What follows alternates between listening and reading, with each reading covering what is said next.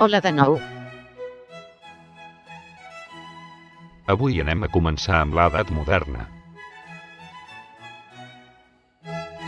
Abans parlarem un poc de la situació general. I de la guerra de Germanies.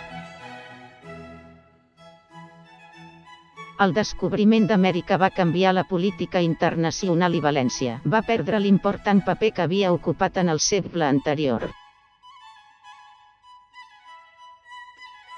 L'edat moderna a la comunitat valenciana està marcada per tres fets: la guerra de les Germanies, que es va produir entre 1519 i 1521, l'expulsió dels moriscos al 1609, i la guerra de successió, que va acabar al 1067.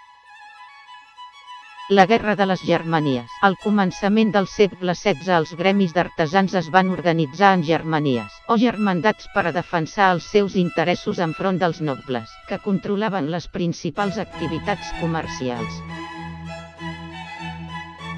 El 1519, aprofitant la fugida de les autoritats de València per una epidèmia de pesta, els gremis van tractar de prendre el poder oposant-se als nobles. Això va originar l'anomenada Guerra de les Germanies, que va enfrontar artesans i llauradors contra nobles i burgesos. La victòria dels nobles tingué com a conseqüència un dur càstig a quasi tots els gremis que havien intervingut a la contesa.